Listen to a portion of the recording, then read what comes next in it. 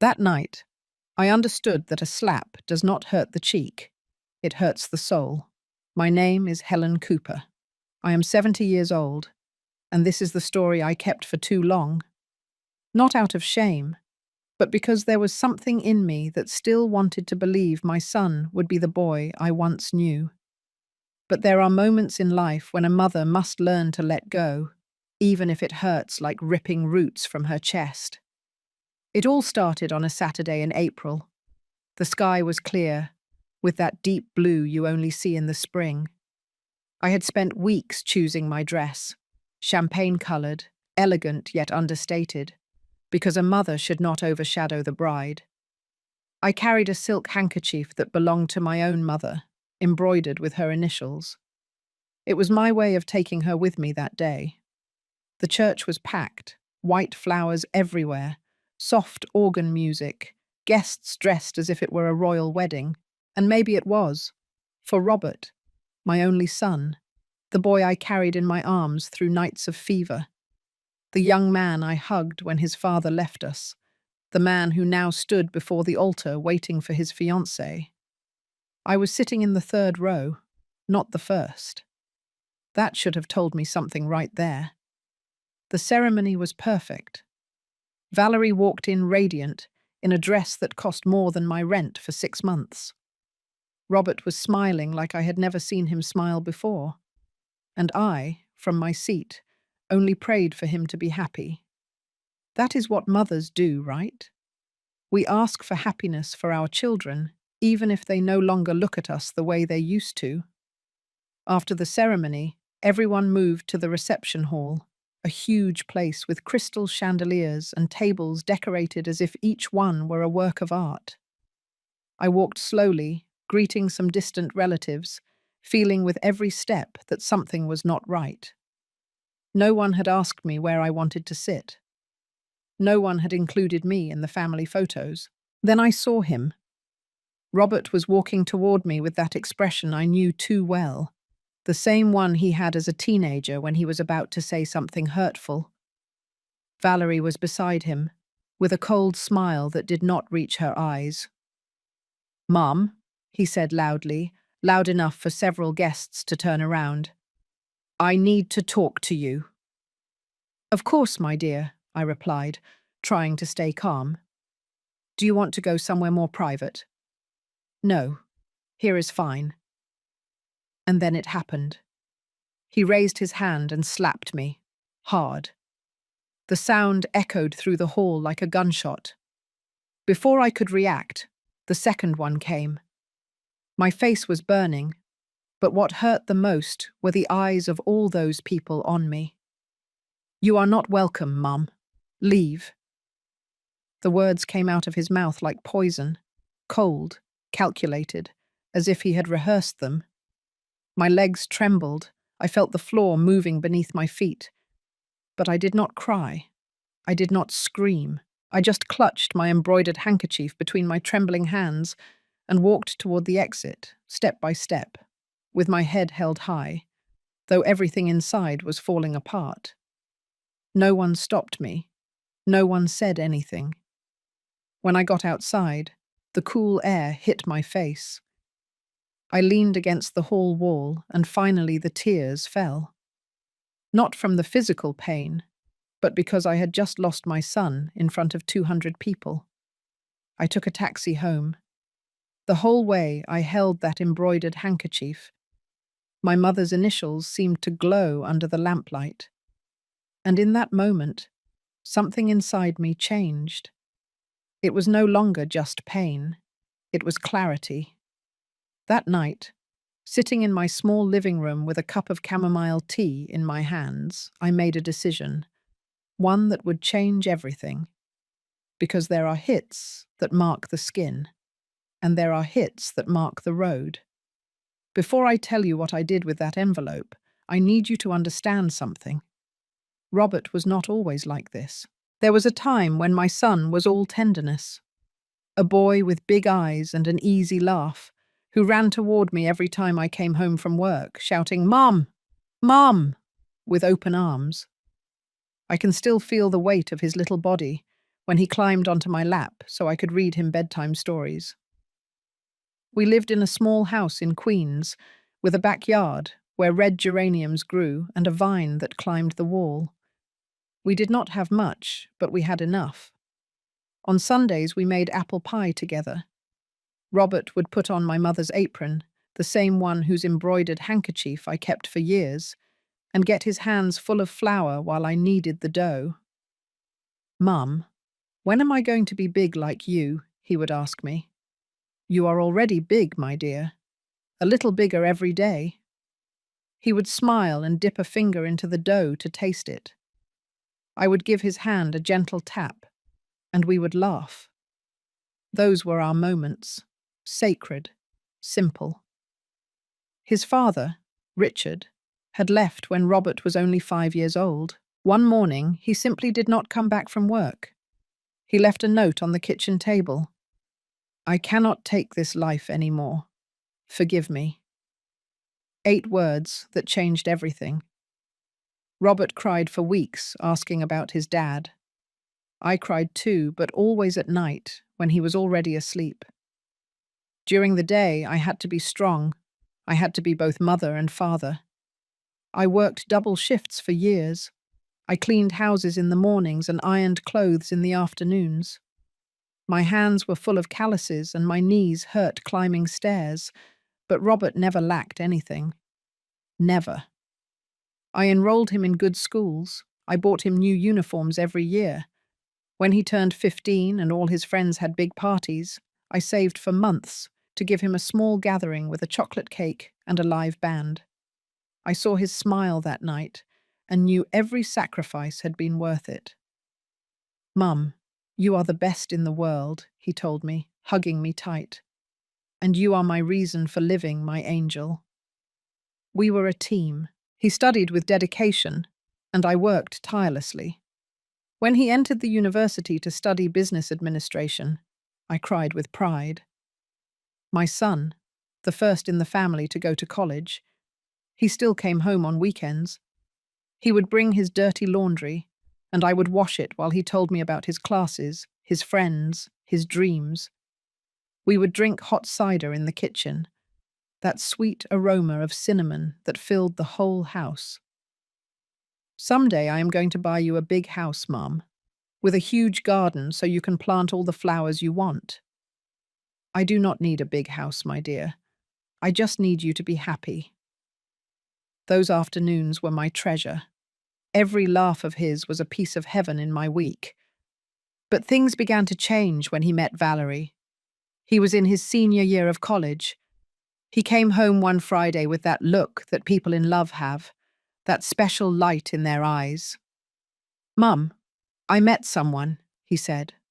"Tell me." "Her name is Valerie. She is amazing. She studies fashion design, and her family owns several businesses. She is different from all the girls I have met. Different." That word should have warned me. The first time she came to the house, she arrived in a car that cost more than everything I had ever earned in my life. She stepped out of the vehicle with high heels and huge sunglasses, looking at our little house as if it were an antique museum. "Nice to meet you, Mrs. Cooper," she said, extending a perfectly manicured hand. "Robert has told me so much about you." "The pleasure is mine, dear. Come in, come in." I made chicken and biscuits.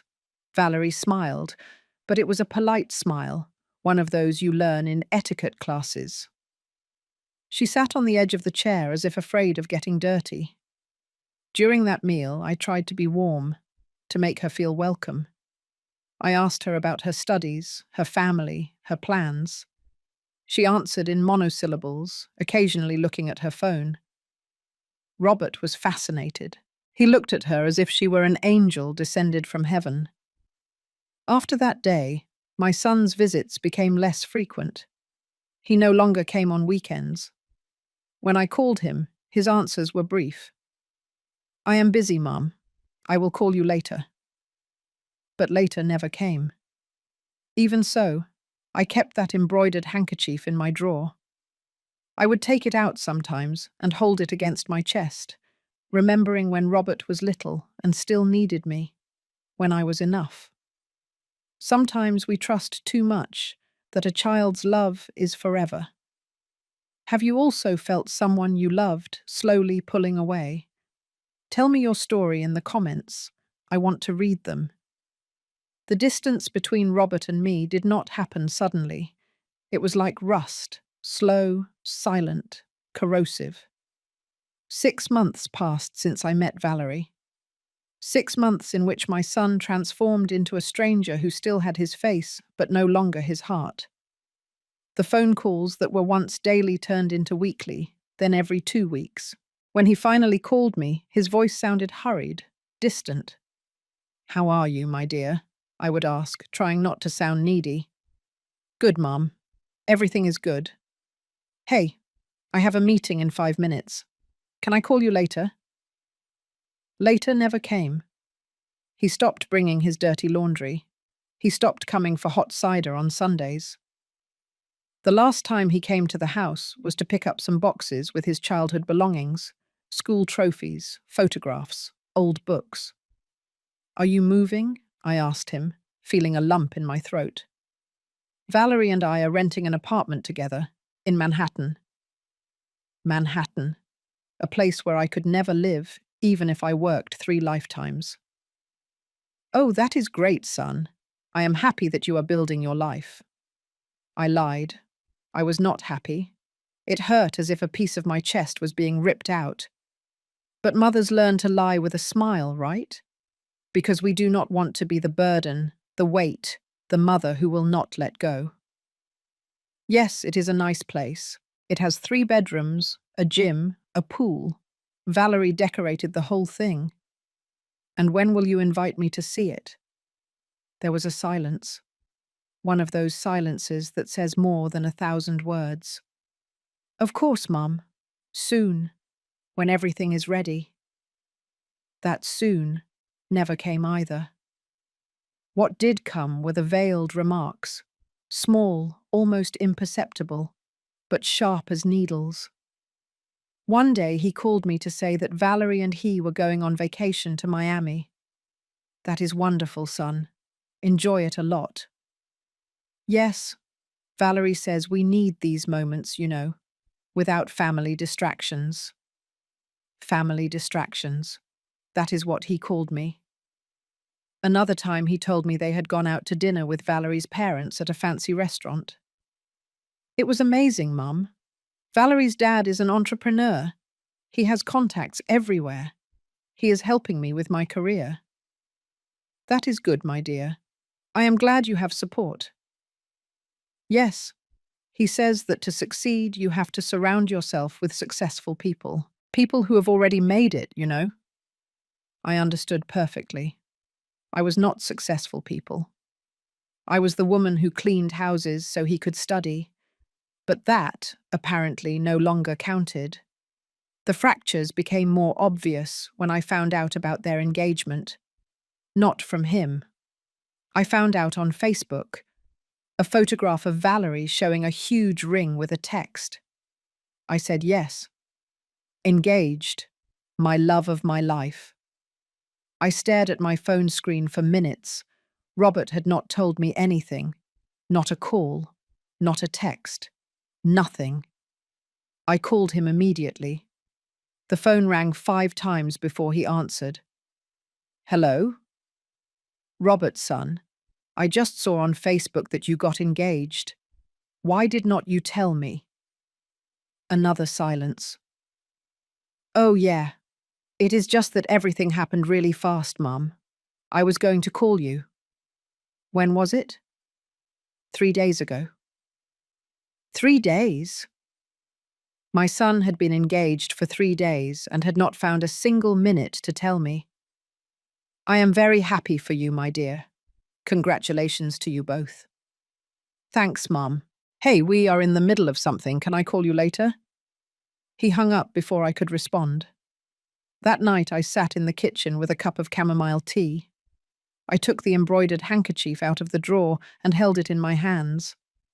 My mother's initials seemed to look at me, as if asking me what I had done wrong. Maybe I was too devoted. Maybe I spoiled him. Maybe I should have taught him that success is not measured by the size of apartments or expensive rings, but by gratitude and respect. But it was too late for those lessons. 2 weeks later, I received the wedding invitation. It arrived by mail, inside an elegant ivory envelope with gold lettering. I opened it with trembling hands. The parents of the bride and groom have the honor of inviting you. I read the names. There were Valerie's parents, Richard and Monica Stone. But my name did not appear anywhere. It just said, Cooper family. Cooper family, as if I were a footnote. I called Robert. Son, I received the invitation. I saw they put Cooper family. Did not you want my name to appear? It is just that Valerie and her parents are organizing everything, Mum. That is how the design turned out. But I am your mother, Robert. I know, Mum. His voice sounded irritated. Look, it is just an invitation. It is not a big deal. It is not a big deal. My absence on my only son's wedding invitation was not a big deal. All right, I whispered. I will see you on the wedding day then. Yes, I will see you there. I hung up and kept looking at that invitation for a long time. The paper was thick, expensive. Everything about that wedding was going to be perfect, elegant, luxurious. Everything except the place I occupied in my son's life. I put the invitation away next to the embroidered handkerchief. Two memories of what once was and would never be again. The fractures were turning into cracks. And cracks, sooner or later, break everything. During the weeks before the wedding, I convinced myself that everything would get better after the ceremony. It is curious how mothers cling to hope, even when all the signs scream at us to let go.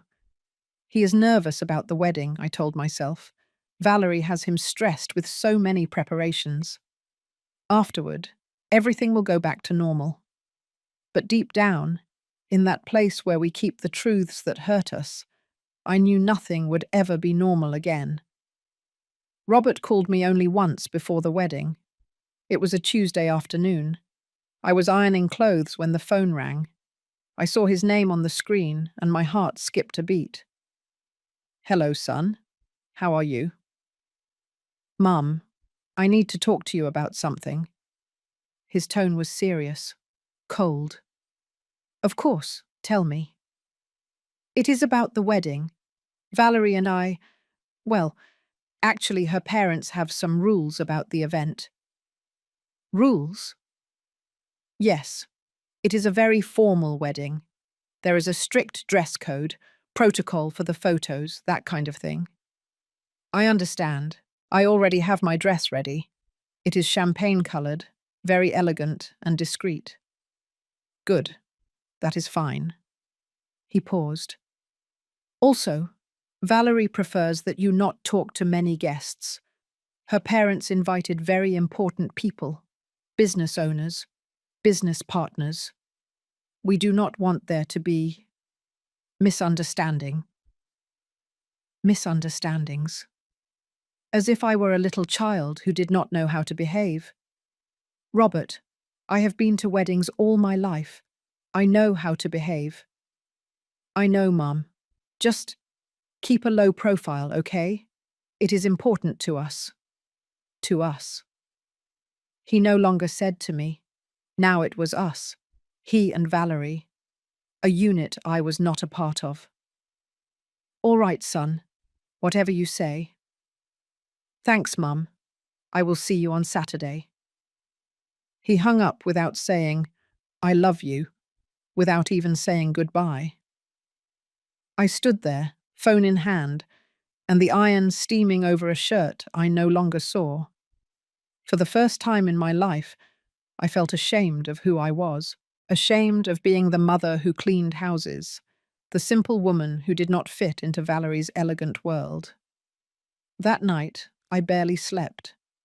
I tried on the dress 3 times, practicing in front of the mirror how to smile without looking out of place.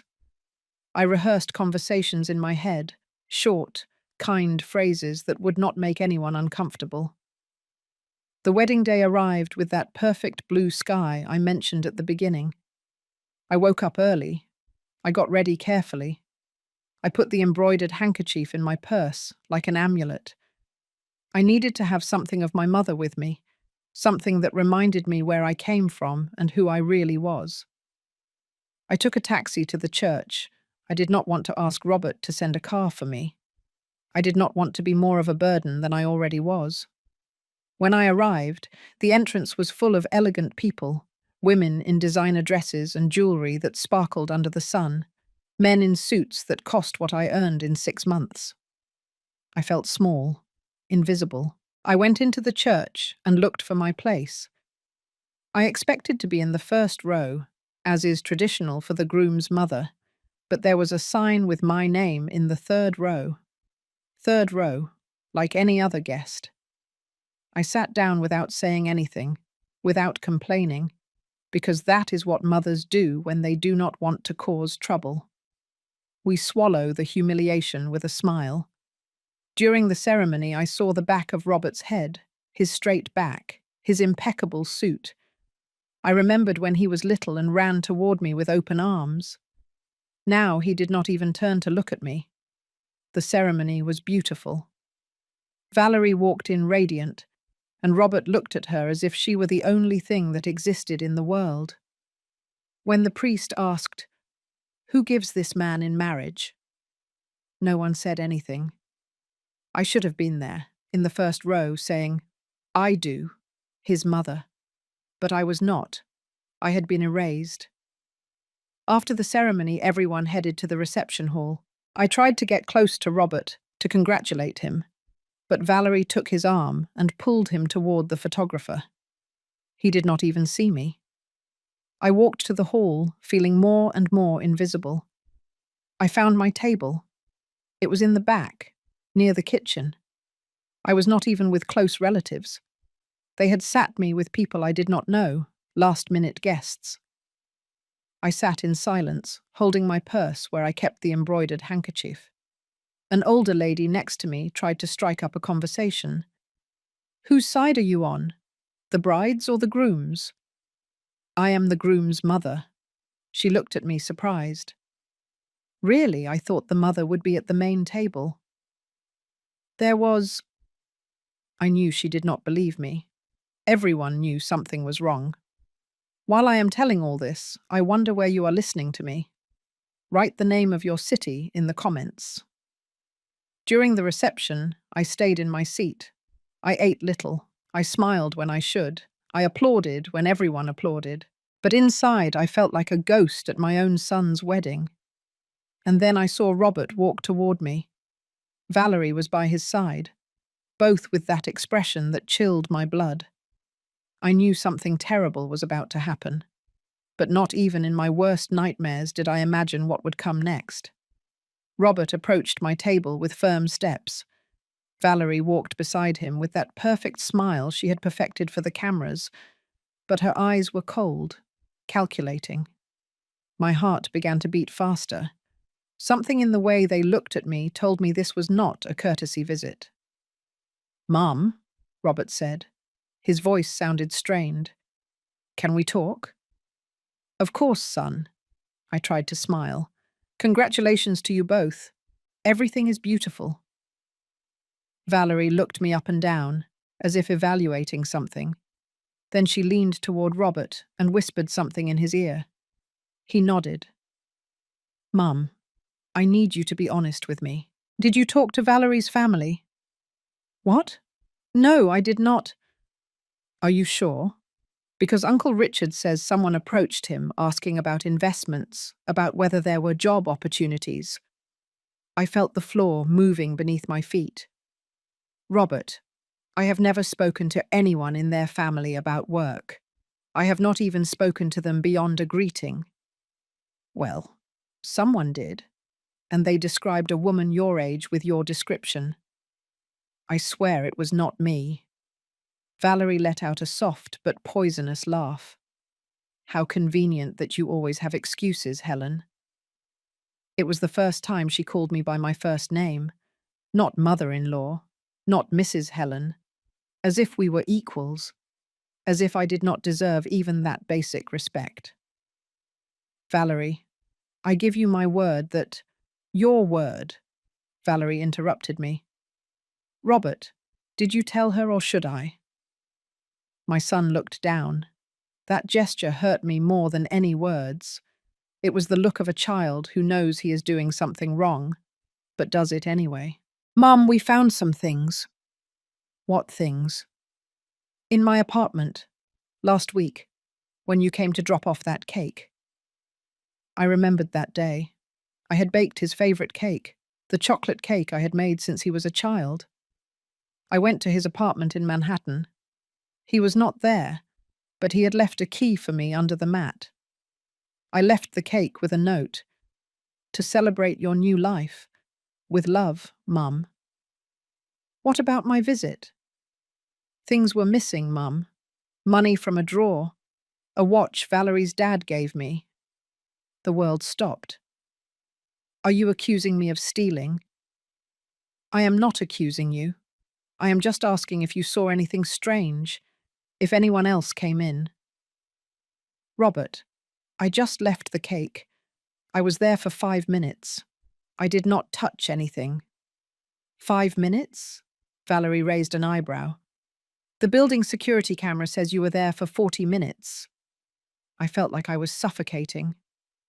I was cleaning up a bit. I saw there were dirty dishes, that the living room was messy. I just wanted to help. And going into our bedroom was also helping.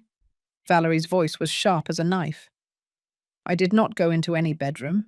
I cleaned the kitchen and the living room. Nothing else. Robert shook his head. Mum, this is very serious. If it was not you, then someone used your visit as a distraction. Or maybe— Valerie crossed her arms. We must accept the simplest explanation. They were making it seem like I was a thief. At my own son's wedding, in front of guests who were starting to turn toward our table, they were accusing me of stealing. Robert, look me in the eyes. My voice trembled, but I tried to keep it steady. I would never steal from you. Never. I have spent my whole life giving you everything I have. I know, Mum. That is why I do not understand why you would have— Because I did not. Tears began to well up in my eyes. I did not, son. Valerie sighed dramatically. Robert, honey, this is ruining our day. Let us talk about this later. No. My son's voice sounded cold. I need this to be clear now. He leaned toward me. So close I could see something in his eyes I had never seen before. Contempt. Mum, Valerie and I have talked a lot about this, about how things have been since we got engaged. What are you talking about? About your attitude, about how you are always trying to get attention, to play the victim, about how you cannot accept that I am grown up and have my own life. Every word was a stab. I have never tried to— Yes, you do. Constantly. With your calls, your unrequested gifts, your surprise visits. Valerie says it is toxic behavior, that you cannot let me go. Valerie says. It was no longer my son speaking. It was her using his mouth. Robert, I just wanted to be part of your life. Well, sometimes, Mum, love also means knowing when to walk away. I was speechless. My son, the child I carried, whom I fed, whom I protected, was telling me to walk away. Is that what you want? For me to leave? He did not answer immediately. He looked at Valerie. She nodded slightly. I think we need space, Mum. Some time for everyone to process things. But I am your mother. I know, and you always will be. But now I have a wife. She is my priority. Those words should have made me happy. A son who loves his wife is a beautiful thing, but not when that love means erasing the person who gave you life. I got up from the chair. My legs were trembling, but I managed to stay standing. I understand. Robert seemed surprised that I was not arguing. Yes, I understand perfectly. I grabbed my purse. Inside was the embroidered handkerchief, my house keys, and my dignity, which I still had, even if by a thread. I wish you the best, truly. I started walking toward the exit.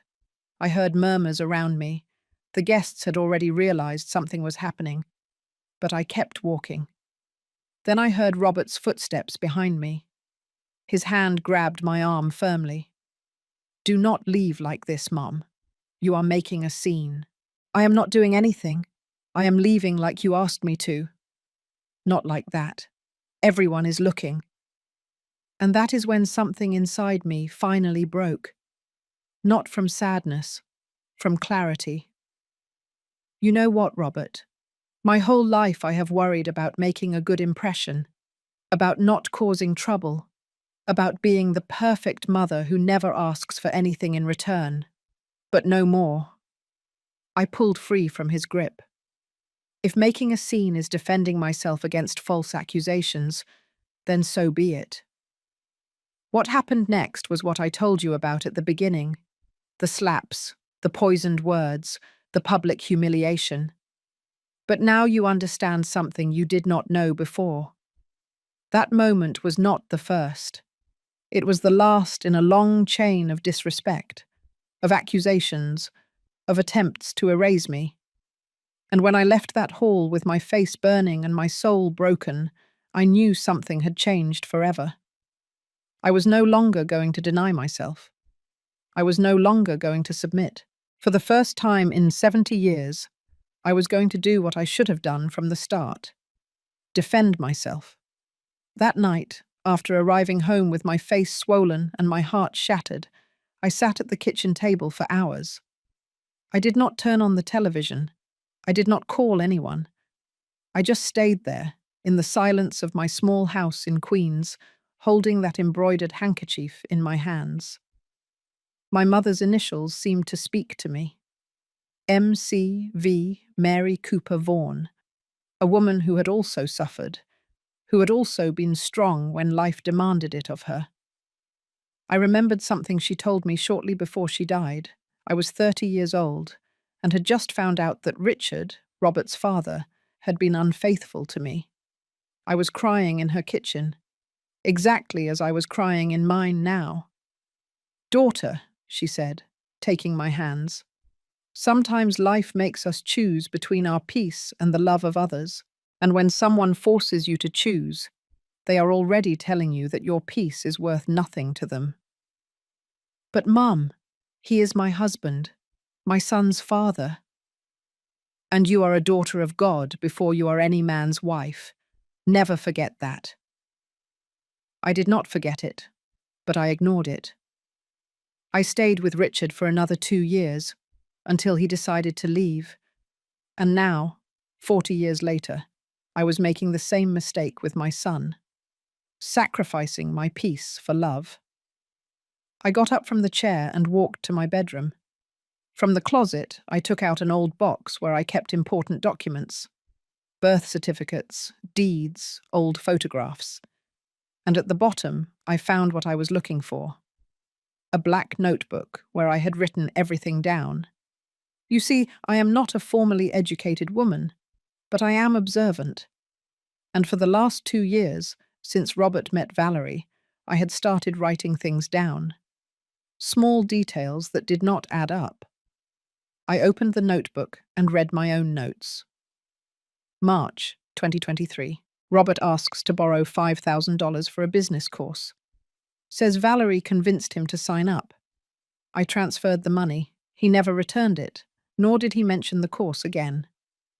July 2023. Valerie shows off a handbag on Facebook that cost $30,000. Robert had told me she came from a rich family, but then I learned from his cousin that Valerie's dad went bankrupt 3 years ago.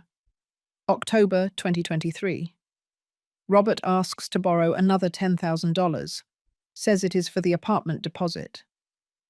Later, I found out Valerie's parents paid for the entire apartment, January 2024.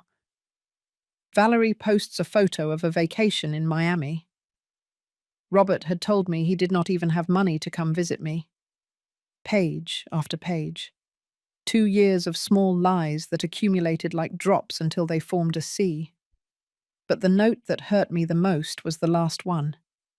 April 2024. Robert called me asking for $20,000 for Valerie's medical emergency. He said it was urgent. I sold the gold hoop earrings my mother left me. 3 days later, Valerie published photos of the engagement ring that cost over $100,000. I had sold my mother's hoop earrings, the only thing of value I had left. And my son had used that money not for an emergency, but to impress a woman who was using him. I sat on the bed with the notebook open on my lap. Tears fell onto the pages, slightly blurring the ink, but the words were still there. The evidence that my son had become someone I did not recognize. Then I heard a sound at the door. Someone was knocking. It was almost 11 o'clock at night. I looked out the window and saw an unknown car parked outside. A man in a suit was standing at my entrance. I opened the door cautiously. "Mrs. Helen Cooper?" "Yes, that is me." "My name is Robert Miller. I am an accountant. I work for the Stone family." Valerie's last name. My stomach tightened. "What do you want?" "Excuse the hour, but this is urgent. May I come in?" I let him in, more out of curiosity than trust. He sat in my small living room and took a folder out of his briefcase. "Mrs. Cooper, I came because I have to talk to someone, and you are the only person who can understand the seriousness of what is happening." "I do not understand." "I work for Mr. Richard Stone, Valerie's father. Or rather, I worked. I resigned this afternoon because they asked me to do something that goes against my professional ethics." I sat down across from him, feeling that something important was about to be revealed. "What did they ask you to do?" "Falsify documents for insurance fraud. The Stone family is bankrupt. They have been living on appearances for 3 years. The business failed. The properties are mortgaged. Everything is a facade." "And what does this have to do with me?" "Valerie did not fall in love with your son, Ma'am. She investigated him. She looks for young men with potential, without a strong family to protect them. She manipulates them, isolates them, and eventually uses them for financial schemes."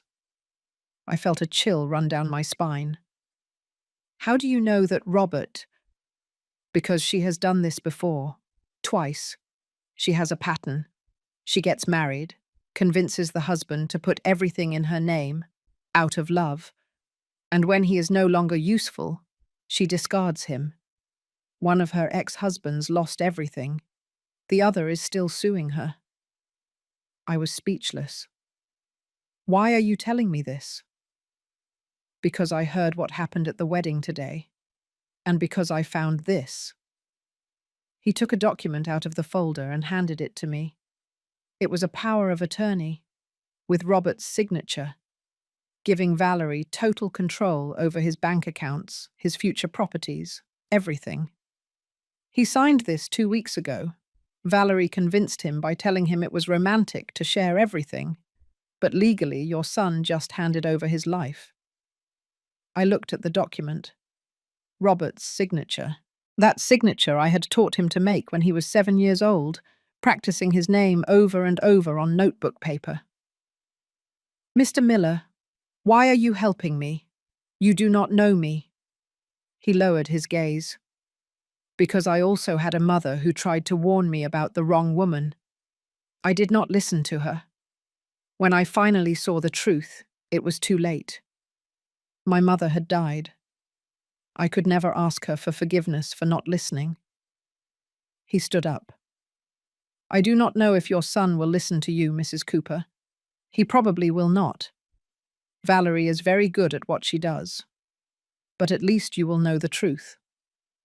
He left me the folder with all the documents. Histories of Valerie's ex-husbands, reports of the Stone family's debts, copies of the power of attorney. After he left, I stared at those papers for hours. Everything made sense now.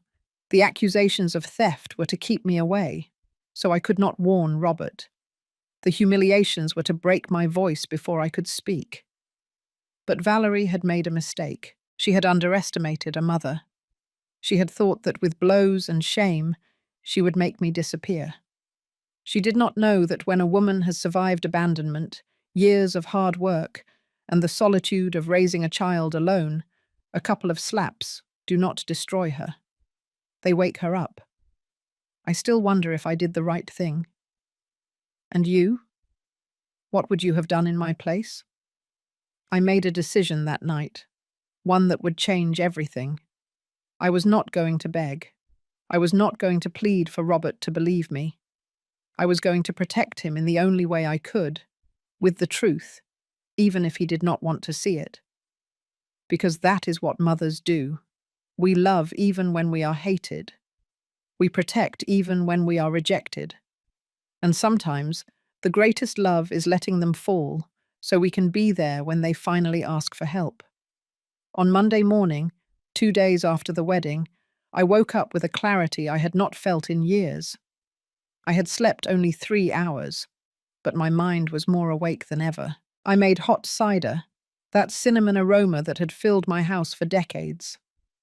I sat in the kitchen with the folder Mr. Miller had left me and read it completely one more time. Every document, every piece of evidence, every detail. I took out my phone and dialed Robert's number. It rang 5 times before he answered. Hello? His voice sounded irritated, sleepy. Robert, it is your mother. I need to talk to you. Mum, it is 7 o'clock in the morning. Valerie and I just got back from the honeymoon. We are tired. It is important, son. Very important. More important than our rest. Look, we already talked about this. I told you we needed space. Robert, please, just give me 1 hour. 1 hour of your time. I heard Valerie in the background asking who was calling, then her voice closer to the phone. Tell her we will call later, honey. We need to sleep. My son did not even respond. He just hung up. I stared at the phone. That rejection would have been enough to make me back down just a few days ago, but not anymore. I was no longer the Helen who swallowed her pain in silence. I grabbed the folder, dressed in my best clothes, and took a taxi to Manhattan, to my son's apartment. The ride was long. As the taxi drove through the city streets, I thought about all the times I had made that same trip, bringing him food, gifts, love. Always me seeking him out. Always me giving. I arrived at the elegant building where they lived. The doorman recognized me from my last visit. Good morning, Ma'am. Are you here to see Mr. Robert? Yes, please. Can you tell him I am here? He called on the intercom. I heard Robert's voice, clearly annoyed. My mum. Tell her she cannot come up. Tell her to call before coming. The doorman looked at me uncomfortably. I am sorry, Ma'am. Mr. Robert says that. I heard. I took a deep breath. Could you give him a message from me? Of course. Tell him I have information about Valerie. Information he needs to know before it is too late. Legal documents. And that if he does not see me now, I will send them by certified mail to his work. The doorman called again and repeated my message word for word. There was a long silence on the other side. Then Robert's voice, tense. Let her come up, but only for 5 minutes. I went up in the elevator with my heart pounding. When the doors opened on the 12th floor, Robert was already waiting for me in the hallway. His face was serious, his arms crossed. Mum, this is the limit, threatening me by sending things to my work. It is not a threat, son. It is urgency. You have 5 minutes. Valerie is sleeping and I do not want her to wake up. We went into the apartment. Everything was exactly as I remembered it. Elegant, minimalist, cold. None of the childhood photos I had given him. Nothing to remember where he came from. I sat on the sofa and placed the folder on the coffee table. Robert, do you know who Valerie really is? She is my wife. And enough with your jealousy, Mum. I know you do not like her, but this is not about me liking her or not. This is about her using you. His face hardened. Here we go again. Always the same thing. No one is good enough for my son. Listen to me, please. I opened the folder and took out the first document. This is a report of Valerie's history. She has been married twice before, to young professional men, without close family, just like you. That does not mean anything. A lot of people have been married more than once. And this? I showed him the power of attorney document. You signed this 2 weeks ago. You gave her total control over your accounts, your future properties, everything. Robert took the document. His face paled slightly. This, she said it was to facilitate paperwork, so we could buy a house together more easily. Robert, with this she can empty your accounts, sell whatever you buy, leave you with nothing. Legally, you would not be able to do anything. Where did you get this? His voice rose in tone. Are you spying on me now?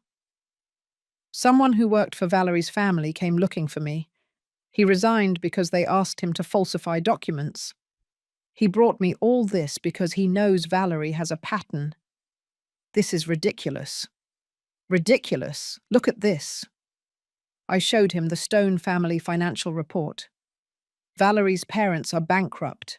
Everything you have seen, the cars, the apartment she says they paid for, the luxurious wedding, everything is borrowed or in debt.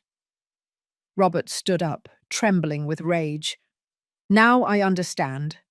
This is your revenge, right? Because I asked you to stay away, now you come to destroy my marriage with lies. They are not lies, son. They are official documents, investigations, testimonies. They are lies, he shouted. And the only thing they show is that you are obsessed with controlling me, that you cannot accept that I grew up. Robert, please. No, it is over. He walked toward the door and opened it. Leave, now. Son, I just want to protect you. Protect me? By accusing my wife of being a con artist, by inventing conspiracies. Ask her about her ex-husbands. Ask her why Mr. Miller resigned. Ask her, leave. His shout made Valerie come out of the bedroom in a silk robe, looking like she had been awake the whole time. She had probably been listening behind the door. What is going on, honey? She asked in a soft, victimized voice. My mum is inventing horrible things about you, about your family. Valerie looked at me with a mixture of triumph and contempt. Helen, I already knew you would come to this. I had already warned Robert that you would try to separate us. Mom, you know that everything I am saying is true. What I know is that you are a resentful woman who cannot let go of her son. She walked up to Robert and hugged him. Honey, this is exactly what my therapist warned me about. Toxic personalities who project their own failures onto others. Robert? My voice broke. Look me in the eyes. I am your mother. I carried you for 9 months. I took care of you when you had a fever. I worked 2 shifts so you could study. Do you really think I would come here to lie to you? For a second, just 1 second, I saw doubt in his eyes. But Valerie was faster. I already called security, honey. Someone is coming to escort her out. It is not necessary. I picked up my folder. I am leaving now. I walked toward the door. Before leaving, I turned around one last time. Robert, when all this falls apart, when you realize the truth, I will be waiting for you. Because that is what mothers do. We wait. Always. If you really loved me, he said in a cold voice, you would respect my decision and leave my life. Those words were worse than the slaps, worse than any physical blow. My son was asking me to disappear. Whatever you want, son. Whatever you want. I left the apartment just as the security guard arrived. I rode down in the elevator with tears I finally could not hold back. I lost. I lost my son. I lost the battle against Valerie. I lost everything, or so I thought at the time. Because sometimes losing with dignity is more powerful than winning with lies. And even though I did not know it yet, that defeat was sowing the seeds of something much greater. I arrived home that Monday at noon. I sat in the kitchen with a cup of tea I did not even drink. I just held it in my hands, feeling the warmth, trying to anchor myself to something real while my mind spun. I had lost. Robert had chosen to believe Valerie. He had chosen comfortable lies over uncomfortable truth, and I could not do anything else. Or so I thought for the first few hours. But as the day went on, something inside me began to change. It was not rage. It was not revenge. It was something deeper. It was the understanding that true love sometimes means letting go, but not without leaving rescue tools. I took out the folder Mr. Miller had given me again. I reviewed it document by document. Then I took out my black notebook, where I had written down all the small lies of the last 2 years. The photos I had saved of Valerie's social media posts, the receipts of the transfers Robert had asked me for. I organized everything, chronologically with notes in the margin explaining each thing. Then I made a decision. I was not going to stay quiet. But I was also not going to keep begging my son to listen to me. I was going to do something different, something my mother would have done. I was going to protect him from a distance, with actions, not with words. I called a lawyer, not just any lawyer, but the best I could find with my limited savings. Mr. Smith had his office in a modest area of the city. He was a man in his 60s, grey-haired, with eyes that had seen too many injustices.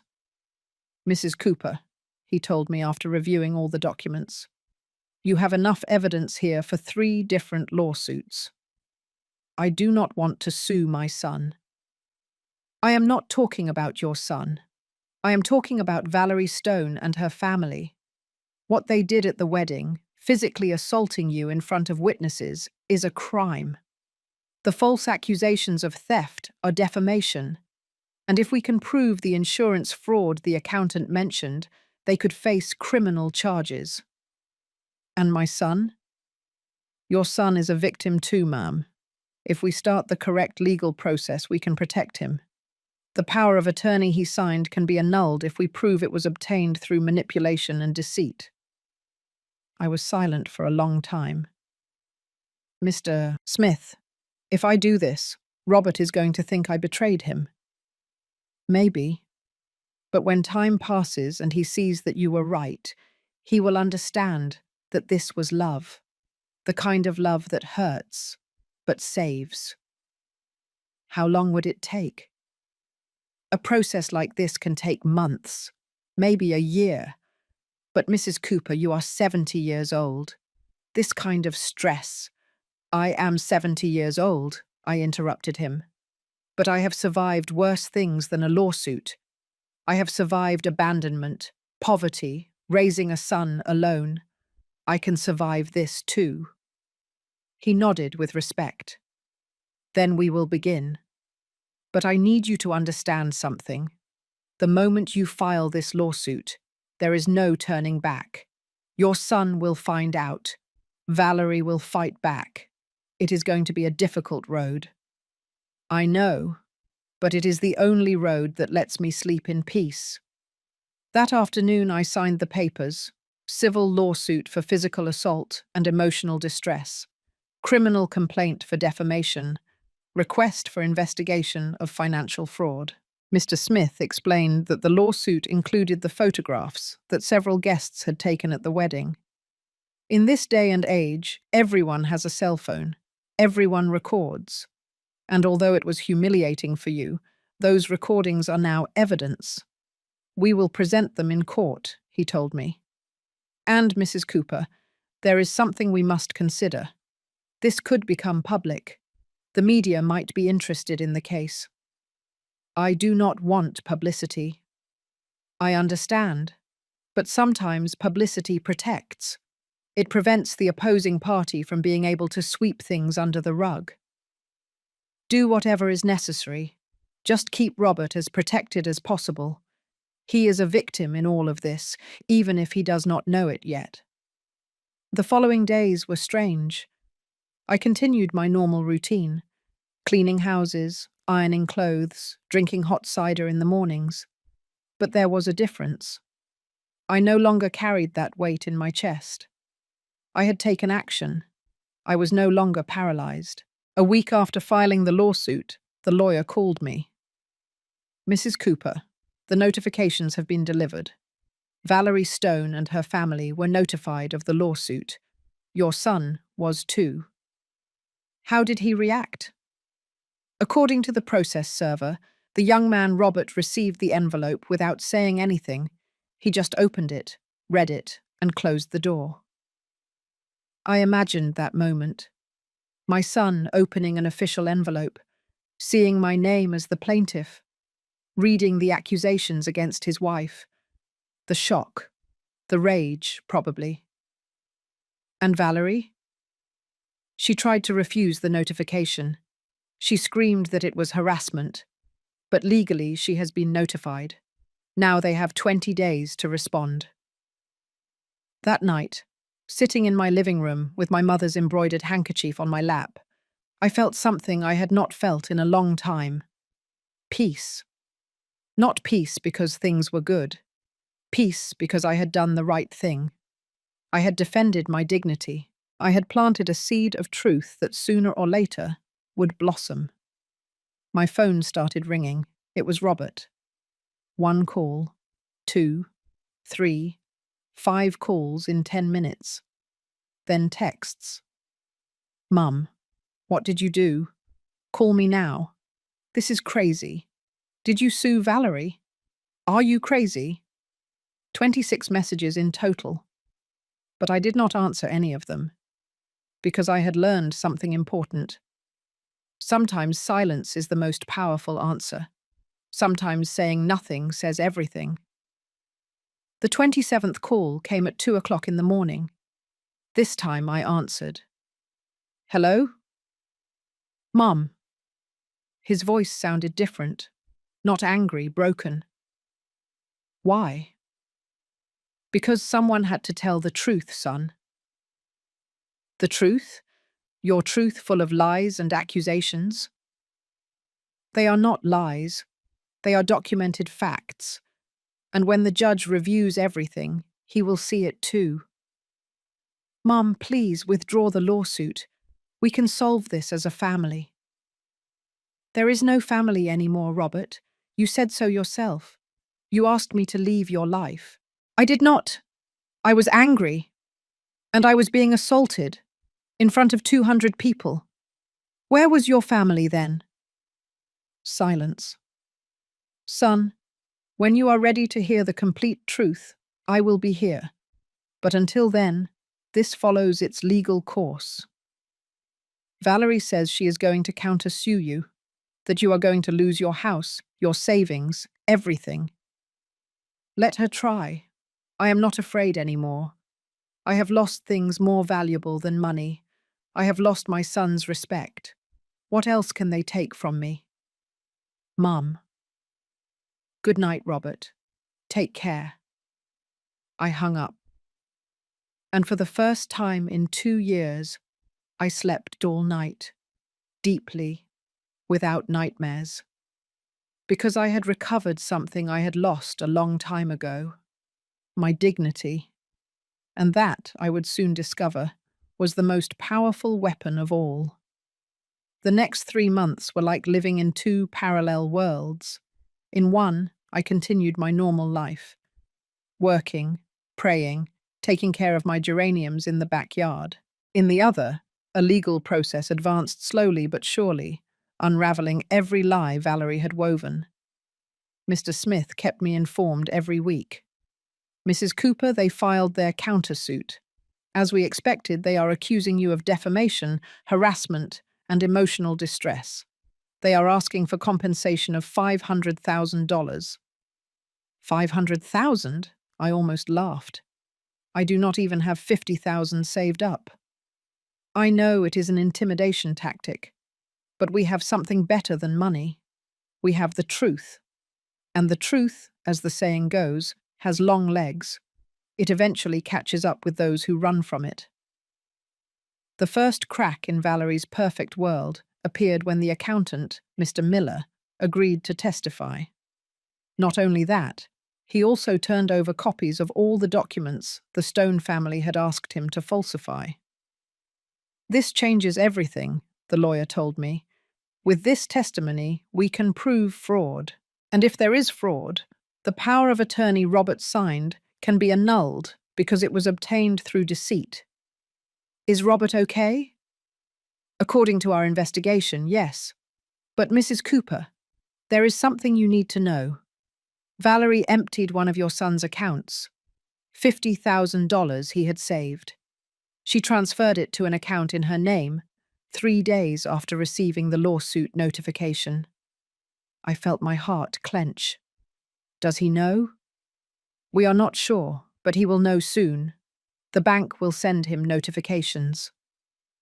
That night, I could not sleep thinking about Robert, about how he would feel discovering that his wife had stolen from him, that everything I had warned him about was true.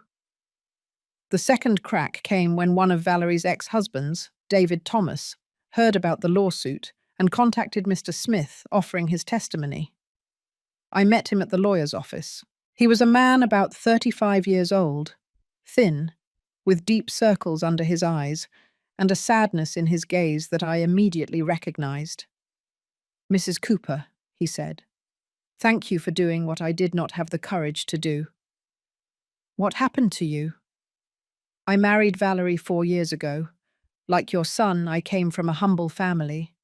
I worked as an engineer, I earned well, I had savings.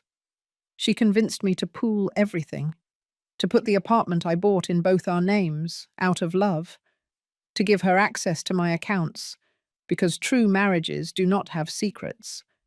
And she left me with nothing. One day I came home and there was nothing left. No furniture, none of my clothes, nothing. She had sold the apartment, emptied the accounts, and disappeared. She left me $100,000 in debt that she had taken out in my name without my knowing. Did you sue her? I tried, but she has expensive lawyers. Her family has contacts. They dragged it out so long that I had to drop the lawsuit because I no longer had money to pay a lawyer. I am so sorry. Do not be sorry. I was very sorry when my mother warned me and I did not listen to her. She died without me asking for forgiveness for not listening. The same words Mr. Miller had told me. 2 different men. The same story. The same pain. Your son still has time, Mrs. Cooper. That is why I am here, to testify, so that at least one person is saved from what I went through. While all this was happening, Robert did not call me again. I only knew about him through the lawyer's investigation. He was still working. He was still living with Valerie. He was still pretending everything was fine. But things were not fine. Because the truth is like water. It always finds the cracks to seep through. The third crack, the one that finally broke everything, came 2 months after the legal process began. The lawyer called me on a Friday afternoon. Mrs. Cooper, I need you to come to the office. There is something you need to see. When I arrived, there was a manila envelope on his desk. This arrived today, anonymously. Inside were photographs. Valerie with another man, in a fancy restaurant, at a hotel, kissing. The photographs have dates, the lawyer explained. All of them are from the last 6 weeks, while she was married to Robert. I felt nauseous. Who sent them? I do not know, but look at the last photograph. It was an image of Valerie entering a bank with that man. The date was from a week ago. We investigated. That man is James Nelson, a 45-year-old businessman, divorced, rich, very rich. Do you think We think your son is no longer useful to her. She is preparing her next move. That is why she emptied the account. She is taking out everything she can before leaving him. The pieces fit together. Valerie had never loved Robert. She had only been waiting for the right moment to jump to the next level. What do we do with this? We present it as evidence. It demonstrates her pattern of behavior. And Mrs. Cooper, there is more. The insurance fraud investigation has advanced. The prosecution is going to press charges against the Stone family. This is no longer just civil. It is criminal. And Robert, he is not implicated. We made sure of that. He is a victim, not an accomplice. That night, as I held my mother's embroidered handkerchief, I prayed. Not for revenge. I prayed for my son, that he would open his eyes before it was too late. And my prayers were answered, but not in the way I expected. A week later, on a Monday morning, I was watering my geraniums when I heard a car stop in front of my house. I turned and saw Robert getting out. He was wearing the same clothes as the day before. He was disheveled, with deep circles under his eyes, and on his face there was something I had not seen in years. Vulnerability. He walked toward me slowly. When he was close, I saw he had tears in his eyes. "Mom." His voice broke. "You were right." I did not say anything. I just put down the watering can and waited. Valerie left. She emptied the accounts. She sold everything she could sell. She left me debts I did not even know existed. And I found... He choked on his own words. I found texts with another man for months. He collapsed. Right there, in my small backyard, my 30-year-old son collapsed like the child he once was. He knelt on the ground and cried. I walked over and hugged him. I did not say, "I told you so." I did not say, "You should have listened to me."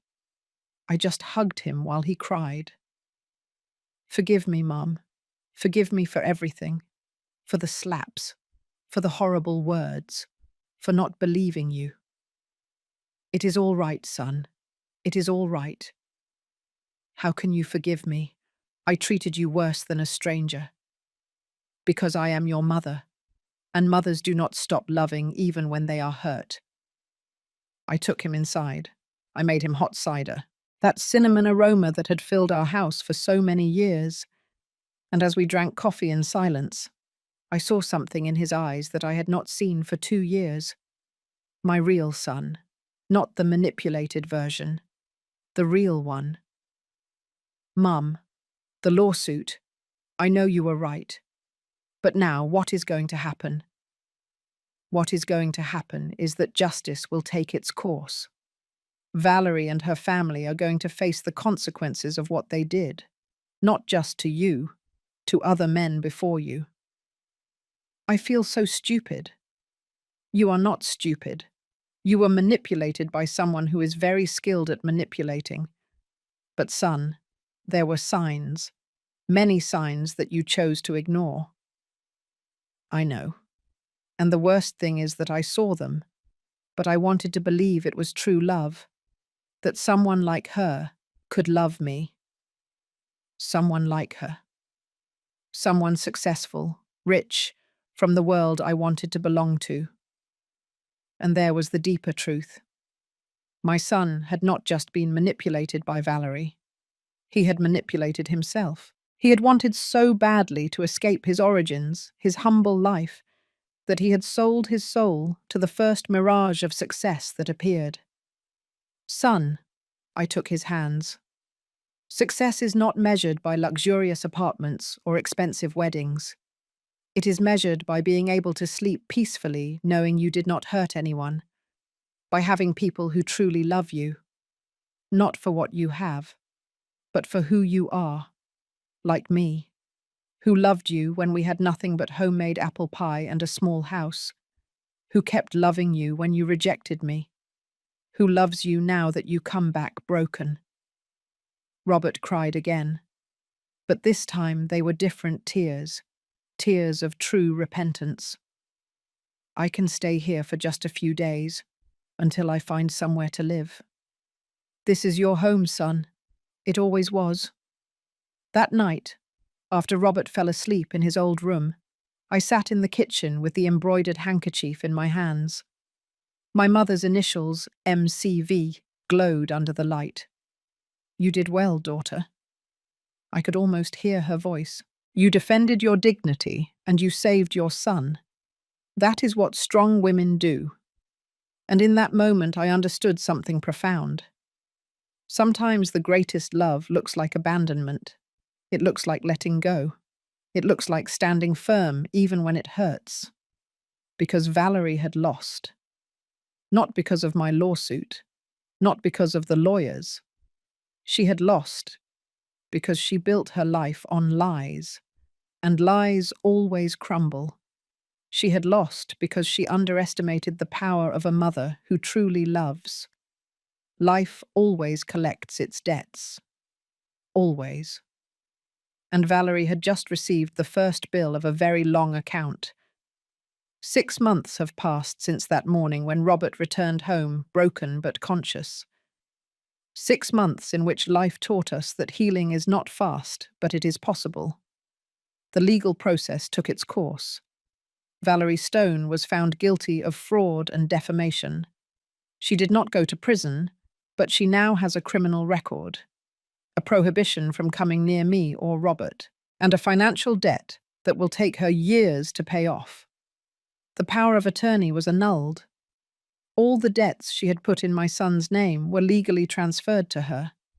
Her family lost the little they had left. Her father was accused of insurance fraud and is facing a criminal trial.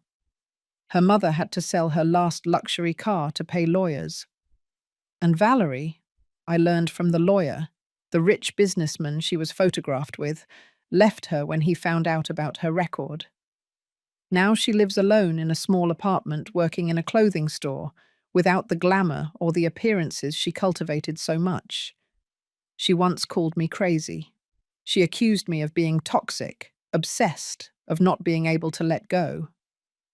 Years later, life itself showed her who was really sick. I saw her a month ago by chance at the supermarket. She was alone, with her cart half empty, buying the cheap brands I always bought. She saw me and looked away. She had deep circles under her eyes. Her hair was unkempt, and in her eyes there was something I recognized. Emptiness. Life always collects its debts. Always. I did not feel joy seeing her like that. I felt sadness. Because it could have been me if I had chosen the path of lies. Because every decision we make either builds us up or destroys us. And Valerie chose to destroy others until she destroyed herself. Robert, my son, has been the real miracle of these months. The first few days were difficult. He cried at night. He blamed himself. He repeated over and over, "How could I have been so blind?" "You were not blind, son," I would tell him. "You were human, and humans make mistakes. The important thing is to learn from them." Little by little, he began to rebuild. He quit the job where Valerie's father's contacts had placed him. He got a new position, more modest but honest. He moved from Manhattan to a simple apartment nearby in Queens. On Sundays, he comes for breakfast. We make apple pie together, like when he was a child. He kneads, and I bake. The aroma of cinnamon fills the house again. 2 weeks ago, he gave me something. It was a small box wrapped with gift paper that he had decorated himself with clumsy drawings. Open it, Mum. Inside were my mother's gold hoop earrings, the ones I had sold to give him money. How? I looked for them for months. I went to all the pawn shops in the city. I finally found them. They are not the exact same ones, but they are the same design. I cried, not tears of sadness, but of healing. Son, you already gave me back the most important thing. You gave back yourself. That afternoon, with the hoop earrings on and my mother's embroidered handkerchief on the table, I told him everything. Every detail, every moment of pain, every difficult decision, every night I prayed for him. Mum, when you slapped me in public, I mean when I slapped you, when you slapped me, son, do not change the story. When I slapped you, he looked down. What did you feel? I felt like I was losing my son, but I also felt clarity, because that moment showed me how far your confusion had gone, and it gave me the courage to do what I had to do, to defend you, even if it meant confronting you. How did you know it was the right thing to do? Because I remembered my mother. She told me once, when someone forces you to choose between your peace and their love, they are already telling you that your peace is worth nothing to them. And I chose my peace, not out of selfishness, but for survival. And by choosing it, I also saved you. Robert took the embroidered handkerchief, passing his fingers over the initials M.C.V. I never met Grandma Mary. But she knows you, and she is proud. Not of the man you were 6 months ago, but of the man you are choosing to be now. He smiled. That smile of my real son, the one I raised. Sometimes people from the neighborhood ask me why I forgave Robert so easily, why I did not hold a grudge. And the answer is simple, but profound. Because true love does not keep score. True love looks past the mistake and finds the person beneath the damage. Does that mean I forgot? No, the scars are there. But scars are not open wounds. They are evidence that we healed, that we survived. Does it mean I trust blindly again? No. Trust is rebuilt with actions, not with words. And Robert knows it. He does not ask for trust.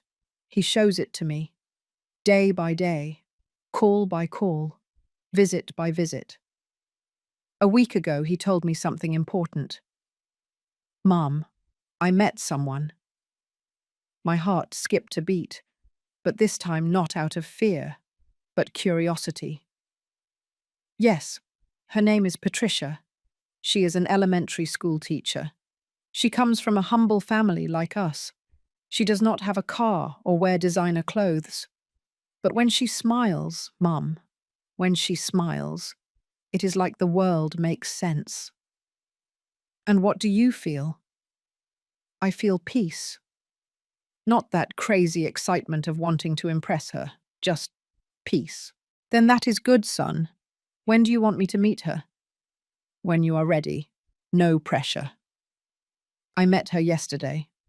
Patricia came to the house with a cake she had baked herself and flowers for me. She sat in my kitchen and drank hot cider without airs. She asked me about my life, about my geraniums, about the embroidered handkerchief that was on the table. When they left, I told Robert. She is different. I know. Take care of her. But son, take care of yourself most of all. That is the most important lesson. Now, as I finish telling this story, I am sitting in my small backyard, where the red geraniums grow and the vine climbs the wall. My mother's embroidered handkerchief is on my lap. The gold hoop earrings shine in my ears. I am 70 years old, I do not clean as many houses because my knees hurt more, but I have the most important thing: dignity, peace, and my son back. If my story helps even one woman to open her eyes, it will have been worth it. If even one mother reads this and finds the courage to defend herself, not to allow herself to be humiliated, to choose her peace even if it means temporarily letting go of the one she loves, then every tear I shed made sense. Because this is what I learned in 70 years of life. True love sometimes looks like firmness. It looks like saying no when everyone expects you to say yes. It looks like walking alone when everyone thinks you should stay. And when you walk with dignity, even if you walk alone, eventually those who truly love you find their way back. Life always collects its debts, but it also rewards dignity. Valerie built a castle of lies, and it collapsed on her. I built a simple life on truth, and it remains firm. Which one do I prefer?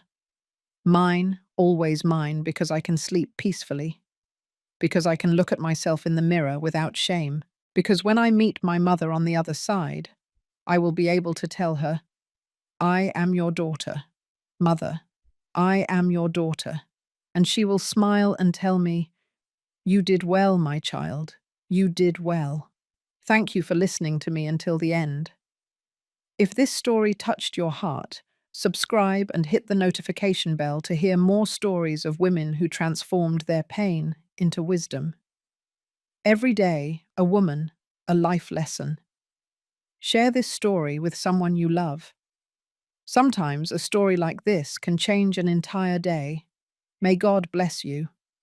And remember, it is never too late to choose your dignity. It is never too late to defend yourself. It is never too late to be the strong woman you were always meant to be. Until next time.